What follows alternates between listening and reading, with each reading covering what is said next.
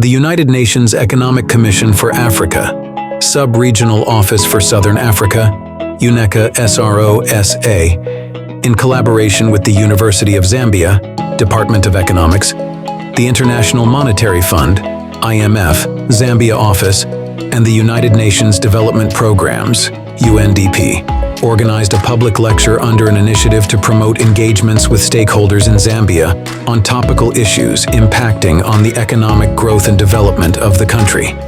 The lecture was held under the theme, Debt Restructuring Underway, What Else is Needed to Achieve Inclusive and Sustainable Economic Growth in Zambia, at University of Zambia, TLC2, on Thursday, August 8, 2024.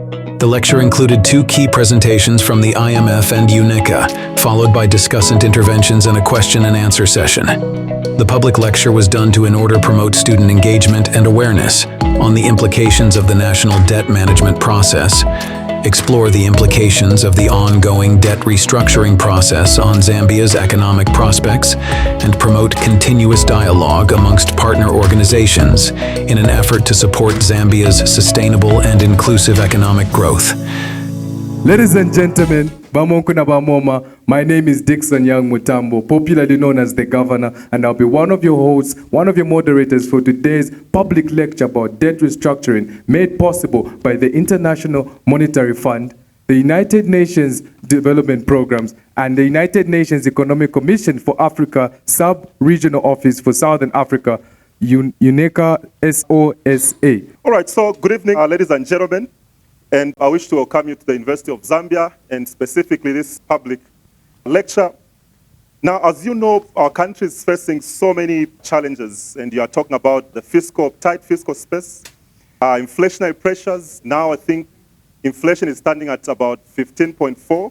Energy deficiency, you have projected poor agri output. As we try to come up with solutions that are innovative, creative, that are standing a test of time, we then need to have dialogue amongst stakeholders. And as a Department of Economics, which sits in the School of Humanities, we're excited to facilitate such dialogue, because what we want to do is to achieve the bridging of the gap between theory that we teach our students and practice by bringing people from the outside who are practicing in the real sector. Let me therefore take this as an honor and great privilege to welcome you, our partners, to this very important public lecture. And on this topic, where we are looking at sustainability with some inclusivity in it. This platform further demonstrates how we can refine our ideas into applied issues. So the theories that we have, and then we have them tested. And this testing tube, if you wanted to say, it is not an artificial one. It is boiling within the industry. And we are saying that how are the lives going to be improved? I just wanted to emphasize the bridge that we are creating here this afternoon. The bridge between theoretical frameworks and the applied issues. And this is very good for you students. So we are therefore very much appreciative of this engagement, and we look forward to this very fruitful discussion as we look at the implications on the ongoing debt restructuring processes in Zambia. The lecture is organized to provide a platform for students yourselves to reflect on Zambia's journey of debt restructuring and to explore other policy interventions needed for the country to achieve inclusive and sustainable economic growth. We also hope that it will be an opportunity to further deepen your understanding as students, your understanding of the complexities of debt restructuring, its impact on Zambia's economic stability and economic growth, while also equipping you with insights into other policy strategies for supporting national development.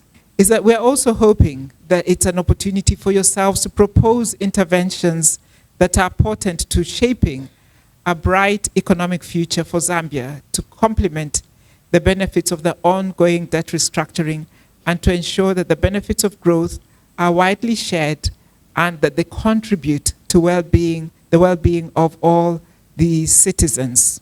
So when we talk of debt restructuring, just as my brother has said, we are just renegotiating terms. Let's say, for example, you are supposed to pay back a debt in 5 years. Then you see that the coming 5 years you're going to default. So we go to the person who gave us a debt and we renegotiate terms to ask for more time to pay back the debt, let's say 10 years. Looking at the current situation Zambia's in, and looking at how much debt Zambia has accumulated, I'm of the view that debt restructuring is actually good for Zambia because it gives more breathing room in terms of Zambia paying the debts that it owes, so that the money that was intended for debts can be channeled towards other things. Every liability needs to have a compensating asset. So Zambia has restructured the state quite all right, but what it needs to do is to put in place things that are going to help raise money to pay that debt, because this debt has just been, it has been restructured quite all right. It's not like they've cancelled the debt. So they need to put in place sectors that are going to help us raise income, that is going to help us pay for that debt when it is going to be due. If debt restructuring at the moment means that Zambia is going to have an opportunity to produce more as a nation, then it is good. But if they restructure it in such a way that we produce less, then it is bad. Nonetheless, the best alternative is to cancel the debt. But in the meantime, Madam Moderator, the best thing to do is restructure the debt in such a way that it promotes production as well as investments within the borders of Zambia. That way, we're going to pay back our debts in good time and we'll have a good standing with the international community. Looking at the current situation, debt restructuring can be good or bad, in the sense that it's good for the fact that it gives relief to the borrower, and then looking at the fact that it also extends the maturity. So Zambia at the current moment, it's okay for them to restructure the debt, looking at how they are going to generate the income. But it's bad in the sense that the future generation is the one that are going to suffer the burden of the debt. Debt restructuring is quite a subjective topic.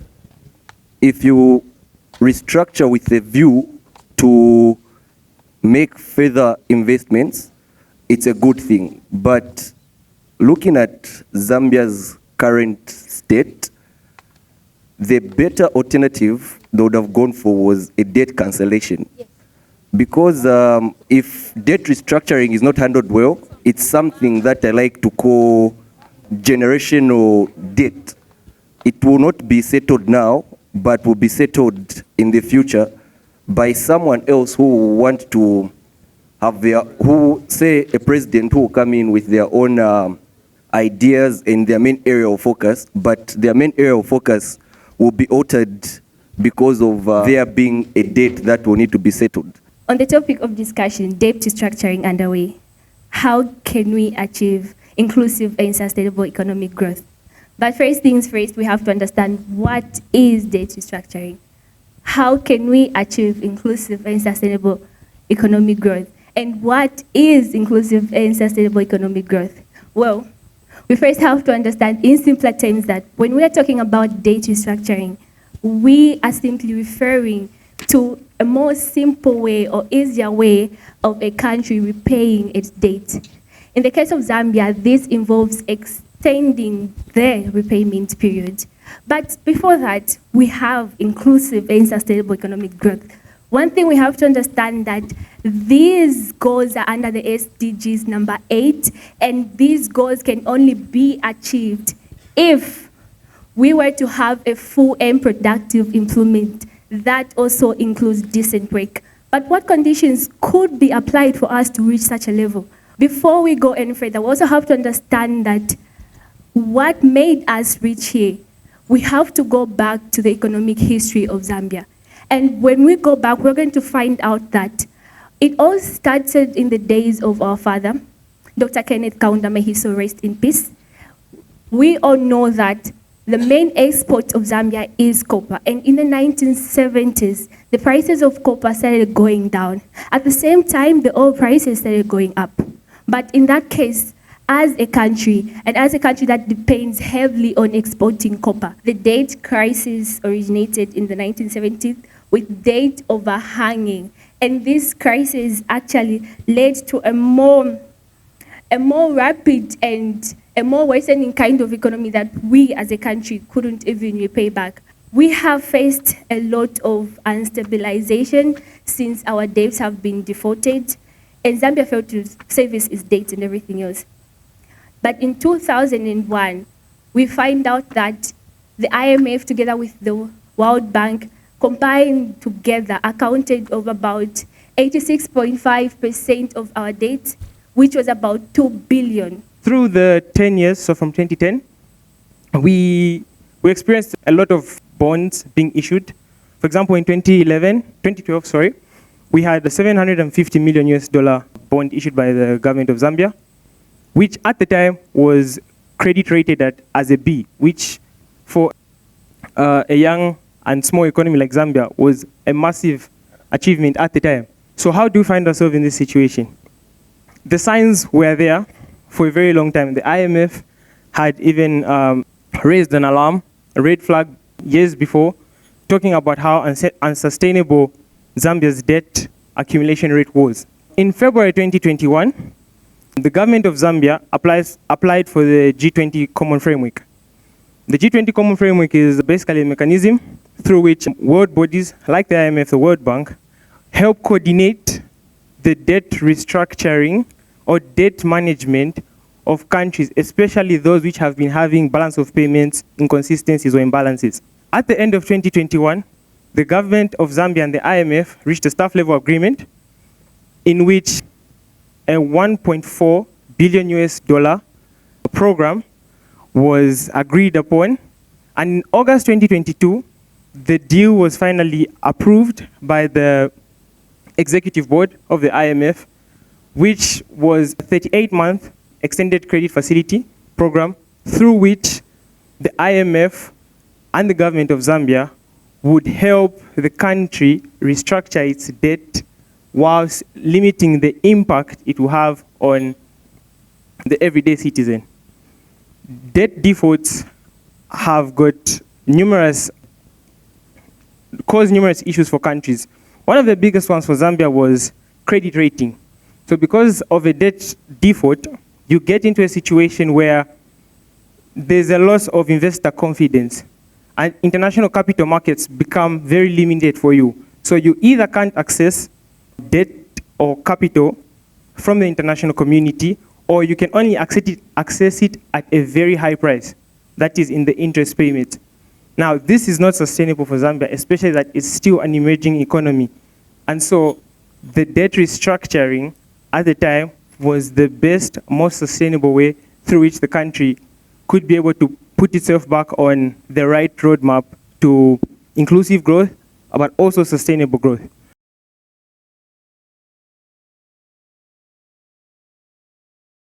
So the first piece of good news for the sub-Saharan African region is that after 2 years of declining growth, the outlook for the region is actually improving.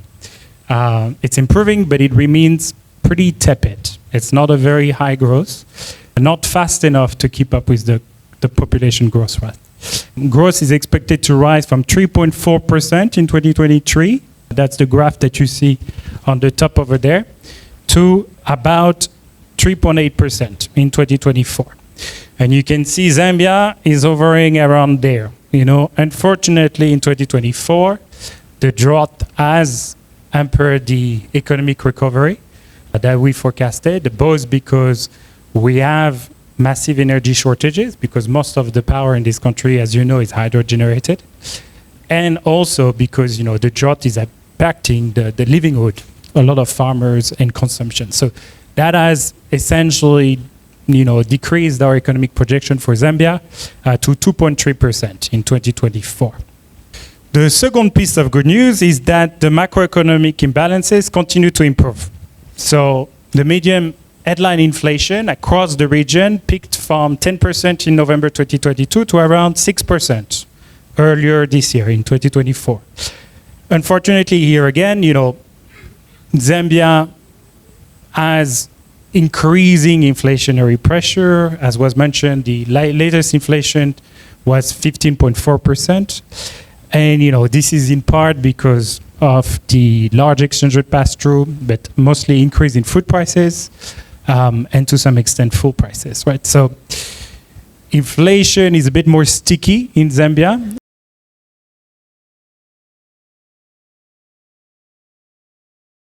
First of all, to understand the past, let's understand first of all what is happening to our unemployment, poverty and inequality, and then what we need to do if things are not happening as we want them to happen. Unemployment rate in Zambia is calculated to be around 5 to 6%. Here is a need for economic diversification, right?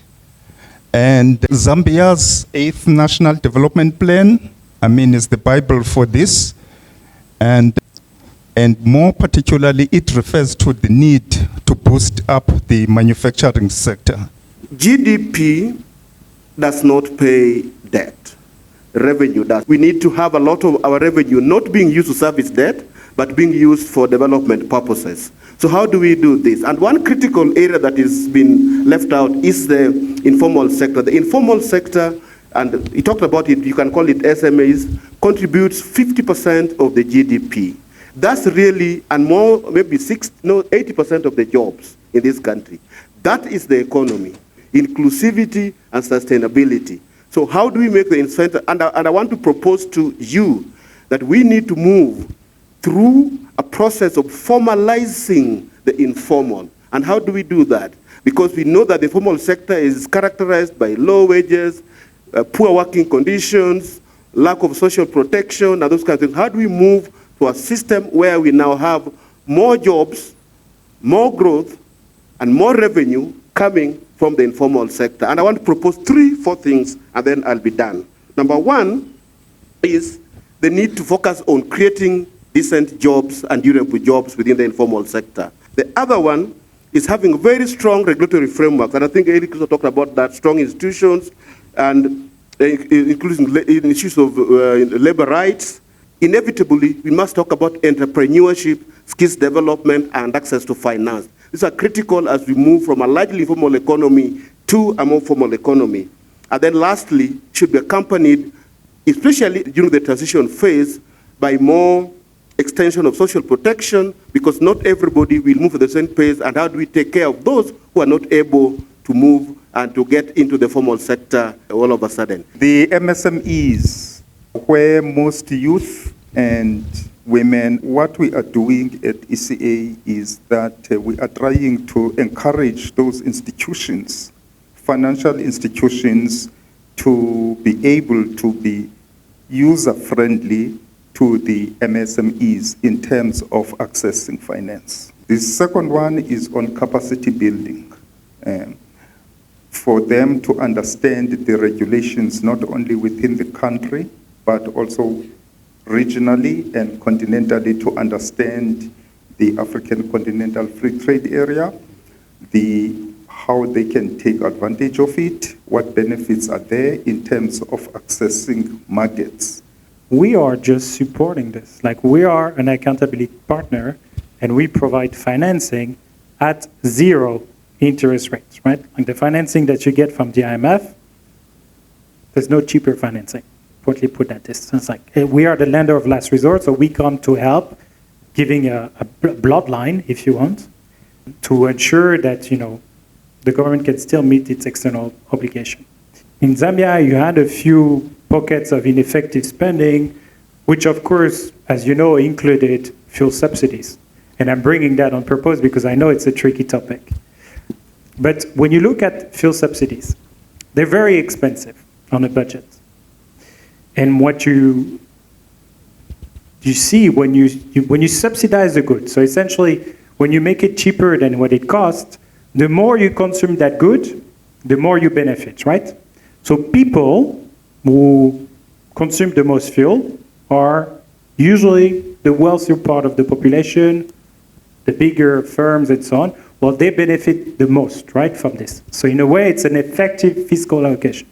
Of course, it wouldn't be fair to not mention the fact that when you remove fuel subsidies, the price of transport increase, right? And there's this price that increases everywhere because fuel price now is no longer subsidized, so it evolves with the rest of the global market, as many other countries in the world. And so when that happens, then you need to cushion this impact on the most vulnerable, right? And so that's why a lot of the fuel subsidy removal, the savings, were put on social spending. So that's why I was saying that under the IMF program, the social spending actually this year will more than about triple since we started, right? So you're taking spending that was not efficiently allocated, benefiting the most, or the wealthiest the most, and you reallocate it to the people who needs it the most, essentially. And that's kind of the way we look about it. Like, you have to do a fiscal consolidation, but you have to protect the most vulnerable while you're doing it. What are the terms and the conditions that you need imposed to Zambia for the deal, for you to seal the deal? We don't enforce any conditions on a debt deal. Like, we, as I mentioned, we're not involved in the debt negotiations. Those negotiations are conducted between the authorities, so the Zambian government, and their creditors. So among the measures that the IMF has taken under the debt restructuring process, I believe that there are measures that the IMF will take to protect Zambia's social spending and essential public services during the debt restructuring process. Now my question is, among those measures that are taken, which one do you consider that will favor Zambia's economy as it is struggling and we can see that it's limping in the current situation?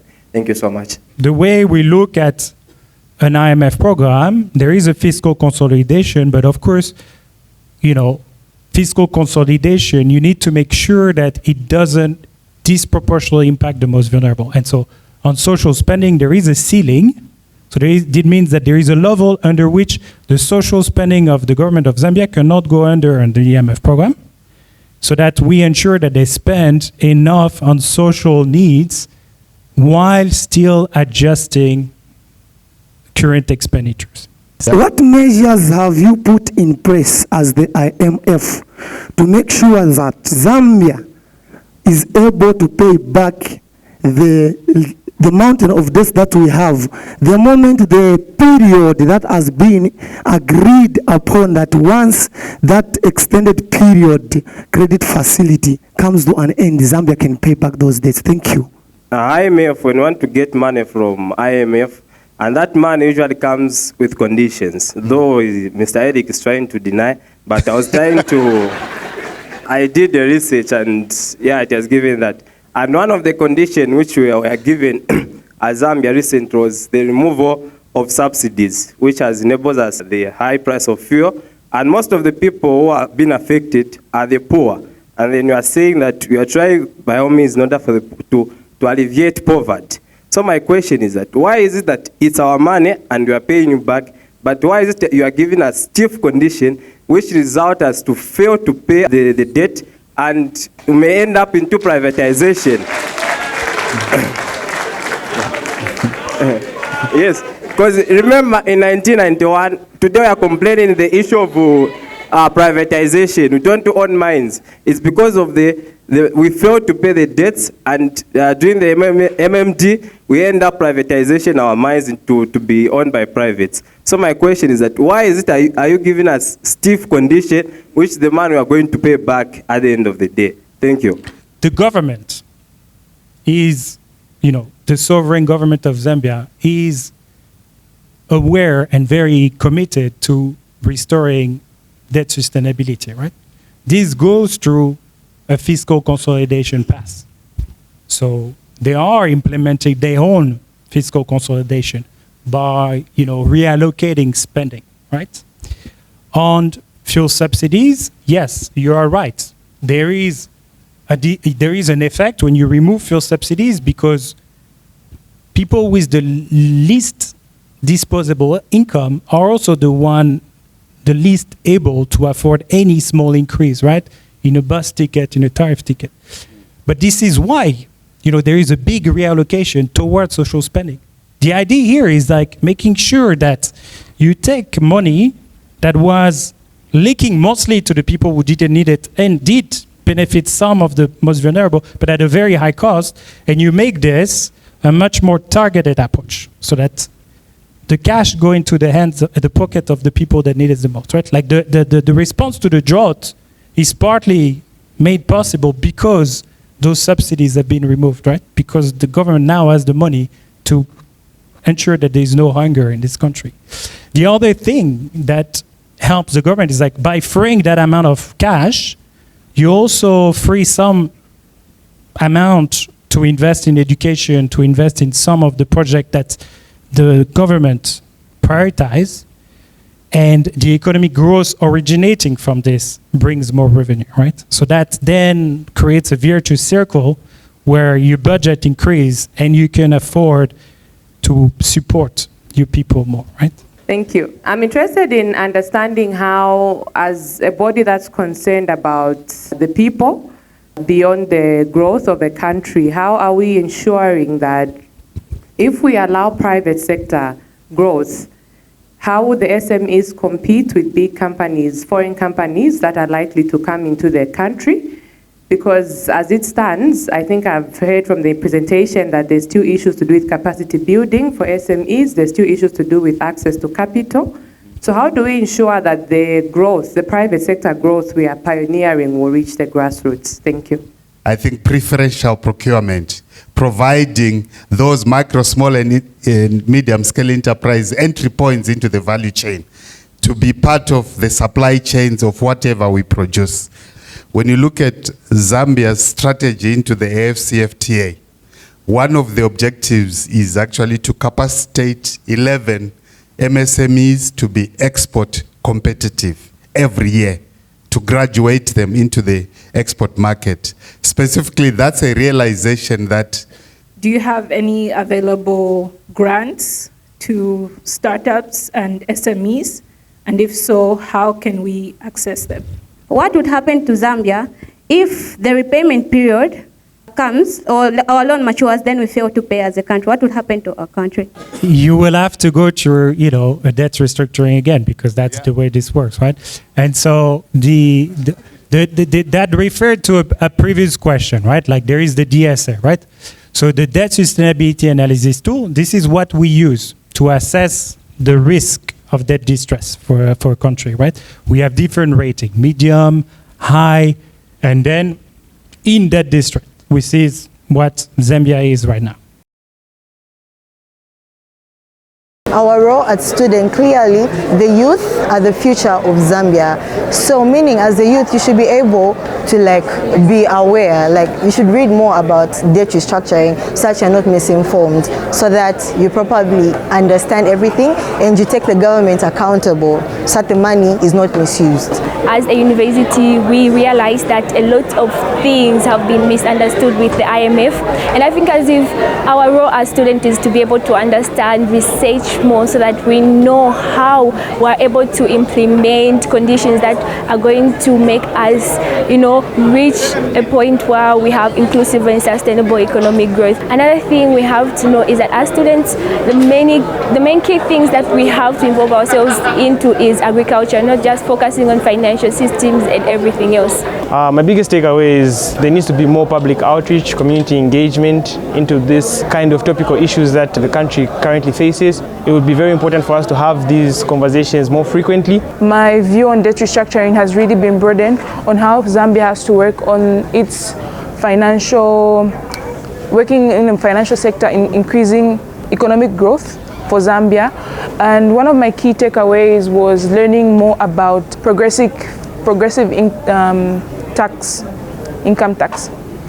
So I just attended the public lecture on debt restructuring.